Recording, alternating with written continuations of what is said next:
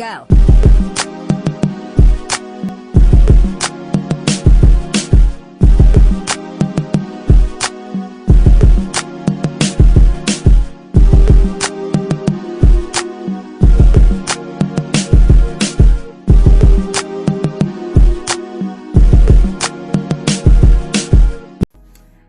Hello and welcome back to my channel. I hope you guys are having a great and fabulous day, because you know I am.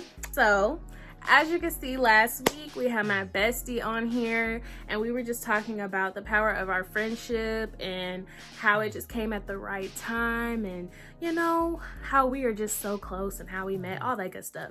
So at the end we kind of touched base on toxic relationships and how people normalize it and how people don't realize that they are capable of having healthy relationships in their life, whether that's with friends, family, co-workers, whatever. Like, you are capable of having the relationships that you want in your life, and those are loving relationships. Okay, so we just kind of touched base on that, and I wanted to go into deeper detail about it because I feel like toxicity is just so normalized in our society and it drives me crazy. Okay, so we're just gonna be talking all of that today, but before we get started, remember to like, comment, and share my videos, because you know, as always, your support means the world. So let's get into it. So first off, let's define what toxicity is and what a toxic relationship actually is. So we're gonna head to Google. So according to Google, a toxic relationship is one that has unhealthy dynamics and causes you distress or harm because you're unsupported, manipulated, or disrespected. So in simpler Camry terms, a toxic relationship or a toxic situation is something that does not bring you peace. I mean, I said it before, this does not just apply to romantic relationships. Family can be toxic, friends can be toxic, work environments can be toxic. Like, we're not just focusing on relationships here. We're talking about all the relationships and connections in your life and why you feel like that is something that you have to partake in. And one of the things, you know, it's the psychology in me. One of the reasons why you feel that toxicity is something that you have to engage in and it's something that, you know, just you're supposed to deal with is because, one, it's more than likely something that you're accustomed to. It's probably something that you grew up in. You probably don't have the best relationships with your parents. Your parents were probably toxic. You were probably in previous relationships where it was toxic. And I'm gonna say this, I don't believe that there are toxic people out there. I just believe that people have toxic traits. I think people have toxic ways, but I don't think that there are toxic people. We're all toxic, if you want to be honest. We all have ways that aren't the best. We all have ways that are toxic, but toxic ways are survival skills. They are kind of like survival tactics. So take it for example, a kid who constantly lies when they're little, and then they grow up and they get older and they're still lying and they're still manipulating and they're still like, they're just getting better and better at it because it's something that they have adapted to because they have been doing it for so long. A lot of people have these toxic characteristics that stem in childhood that they just don't choose. They choose not to unlearn as they grow up, or they choose not to heal from. So therefore, they take it into their relationships. They take it into their friendships. They continue to do this cycle with family, and it's doing nothing but deteriorating the relationship because you're being toxic. You have shady ways. And there's a lack of trust within the relationship. The relationship stems off of negative values in a way, if that makes sense. And like I said, this applies to, I keep reiterating it because I think that a lot of people be in toxic relationships and they don't even realize it. Which brings me to my next point of why I think people attract toxicity and they love being in toxicity, it's because they don't believe that there is better out there. They don't believe that they are capable of being in a good relationship. I see people all the time who are just like they get into a relationship that's not toxic, right? And they be like, oh, this is boring. It's boring because you don't know how to be loved right. It's boring because you are finally in a place where somebody is showing you true unconditional love and you're uncomfortable with it. So you're trying to go back to what's comfortable, and the toxicness and the drama and the fighting and the constant rah bullshit. You're trying to go back to that when it's like, God is the definition of love. He's pure love, pure unconditional love, no matter who you are, what you did, blah, blah, blah. So it's like, when you experience that in human form, you shut it out and you shun it away. You be like, no, that, like, I don't want that. I want something that's gonna keep me on my toes. I want drama. So you want someone who's gonna treat you like crap. You want someone who's gonna continuously get you out of character. You want a situation that is not going to help you progress in the long run. For what? Because it's fun right now? What's fun about it? Somebody please explain to me. Explain to me what is so fun about a toxic relationship. What is fun about arguing every day? What is fun about getting out of character, getting pissed off, having to cuss somebody out? What is crying over somebody? What's fun about that? Because I'm gonna tell you right now, I have been in that situation plenty of times, and it's not fun to me. And it takes a lot of what's the word? Recuperating. Y'all know what I mean. It takes a long time to recover from that shit, okay? So stop trying to go after that. Stop feeling like all you can have is a toxic relationship with someone. That is not what love is. And that's why I told y'all at the end of my last video, see what your definition of love is. See what type of love that you would want to have. And then you will manifest that into your life. But if you keep settling for things that don't bring you peace because you just feel like there is not better out there, so you just stick into what you know, come on now. That's not a good way to live life. I'm sorry.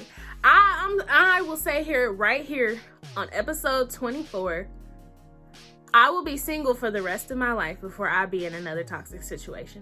I refuse. Because to me, it's like I would want to put myself first before I put myself in a situation just to have somebody, you know? I just don't think that that's the life I want to live. I want to be in healthy situations that are going to benefit me in the long run, not something that's just going to bring me temporary satisfaction, okay? So just a little word of advice for y'all, okay? Just stay with me here. Here are just a few signs that I have jotted down that are, in my opinion, that you are in a toxic situation. So let's start with sign number 1. The first and most common sign that you are in a toxic situation is that you are being manipulated or gaslighted. Oh my God. This is the most dangerous form of a toxic situation to me, in my opinion. I know that there's physical abuse, obviously, there's mental abuse, which manipulation and gaslighting is emotional and mental abuse. But anyways, it's so dangerous to me because it does so much on your brain. Your brain and your spirit, like, those are two of the most important things that you are going to need in life. Your mind. If you don't have the mental strength, if you do not have the mental strength to like be able to get out of a situation or trust yourself in a situation, trust that like, okay, I'm not crazy or how I'm feeling is valid. you are not going to, like, you're not going to survive. It's going to take you a minute to get out of that situation. Gaslighting, and if you don't know what gaslighting is, it's basically when somebody tries to flip the script on you and make you feel crazy for how you feel and making you feel like your feelings are not being validated. It happens all the time. It happens all the time. People get manipulated, people get gaslighted. I'm trying to give y'all an example that I know that y'all would know. The first thing that I can think of is the Tyler Perry movie, Medea's Family Reunion. I don't know what his name was, but it's the one with the two sisters, and he was beating her up pretty much. And so the day that she finally got the guts and the balls to be like, I'm finna leave your ass, he decided that he was gonna try to throw her off the balcony. But before he even did that, he was like, oh, I'm sorry for everything I did. Because guess why he did that? Because she was about to leave him. So then he was like, oh, I'm sorry for everything I did. And she was like, that's not enough. And he tried to throw her over the balcony. And he said, that's the only way you're gonna leave me. That's a gaslighter. Like, that is somebody who is insane, but that's also gaslighting. That's also making you feel crazy and trying to manipulate you into staying in a situation that you know no longer serves you. So if you are in a situation like that, and I'm not gonna go too deep into gaslighting, but that's a dangerous thing. Manipulation is a dangerous thing, and it's so common in relationships. So really pay attention to that and make sure that you are not dealing with someone like that, because it can be dangerous in the long run. Remember, I told you that. The second sign you are in a toxic relationship is the on and off again type of situation. If you are in a situation where y'all are constantly breaking up, getting back together, breaking up, getting back together, to me, in my opinion, I feel like that's a situation where y'all keep breaking up and you still don't have the strength. You still have this belief that you need to be in a relationship. You need this person, and you're covering it up and labeling it as love, when in actuality, you just don't want to be by yourself. So you go back to that person because, like I said previously, it's comfortable. You know that you deserve better. That's why you keep leaving. But you second guess yourself and you have doubts like, oh my God, what if I gave up too soon? What if what if they hate me? Or what if I'm labeled as a bad person when I do this? Like, no. You know what you got to do, but you're not trusting yourself. So you're kind of backtracking on your decision and you're going back. And it's not serving you, hun. It's not serving you, you know. And it's going to come a day where you finally be like, you know what? I got to put me first. I got to put me before I put us. You got to be right before y'all can be right. And that goes, if you have friends who you are constantly, y'all talk, y'all get into it, y'all stop talking, then y'all get back to being friends. I don't do that. That's one thing I'm not finna do. We not finna be them on and off again friends. We either on and we off and off. Same thing with family members. Like, I think with family it's a little different. But I'll go into that later. With family it's a little different. But if you're constantly having to go like should I do this? Should I not? 9 times out of 10, it's a toxic situation that you want to get out of, because you should be secure in your situations. You should be secure in your relationships, and you should be secure in the decision of having that person in your life. So that's another sign that you may be in a unhealthy situation. The third sign is something that applies to me heavily, but I'm learning to go through this or grow through this right now, and a lot of people don't talk about it, but it is a very unhealthy toxic trait if you are experiencing this. If you are super codependent on that person, and I'm kind of talking about relationships for this one. If you are in a situation where this person is your entire life to the point where you no longer have an identity, you're sacrificing yourself, you're sacrificing time with your friends, time with your family, time for your career for this person, and you're putting them on the higher pedestal above all things, That is toxic. You cannot do that. And I say this relates to me because I used to do that. I used to be so consumed. I'm an anxious attached person. So when I love stuff, I love it hard and I get attached to it very fast. But the problem with that is that I lose myself in that, and I lose sight of who I am because I'm so focused on what's going on with this person, or what that person is doing, and if we're apart, like I can't wait to get back to them. And it's like I don't have any sense of my own identity. I have lost my independence because I'm so worried about your ass. So you have to be right before everybody else can be right. So don't be codependent. Learn how to be independent. Learn that if something is it's okay to be hurt after a situation. I'm not saying that if you break up with your boyfriend and you really love them, stop, just be like, oh, I don't give a fuck, I'm gonna move on. No, I'm not saying that.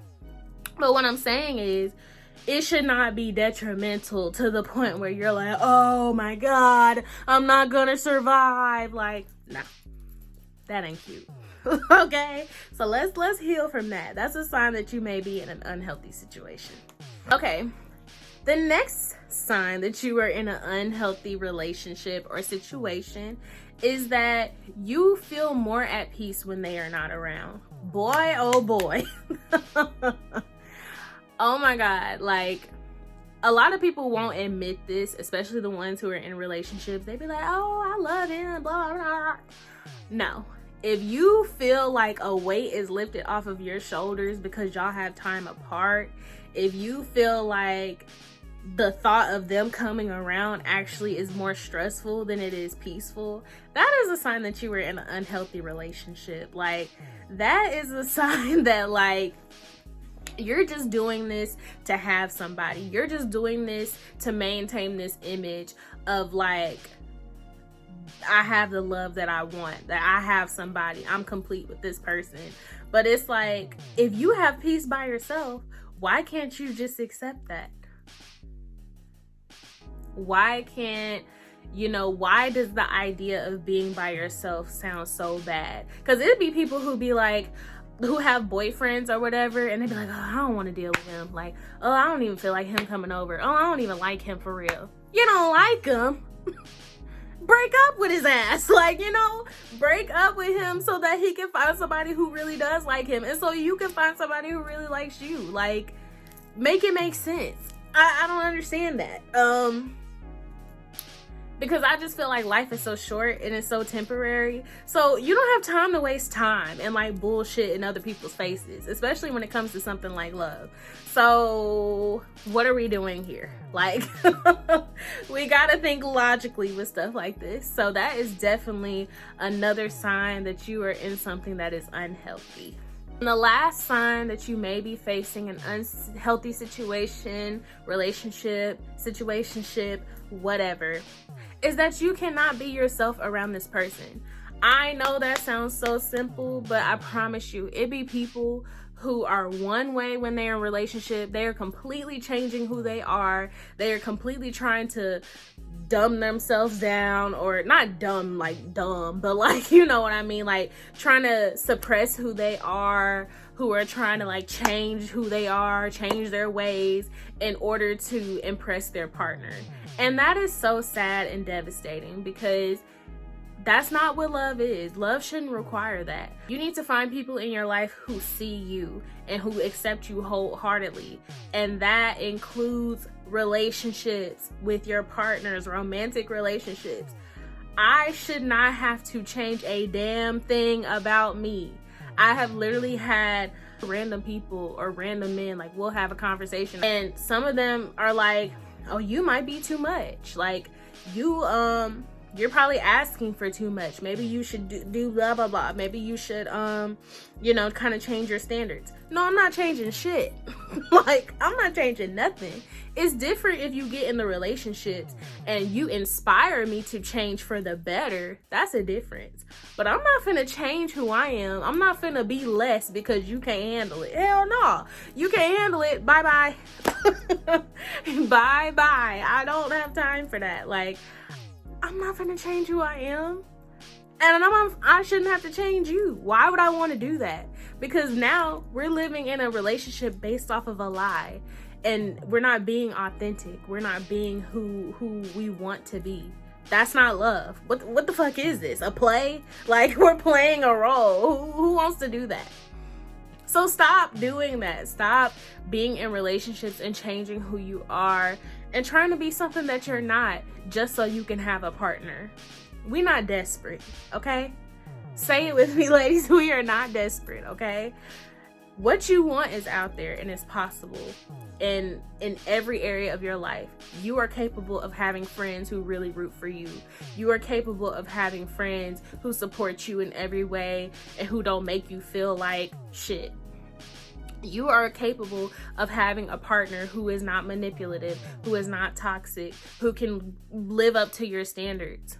You're capable of it all, but you have to believe that. You have to want better for yourself and stop trying to suppress yourself and settle for less because you have this idea of love.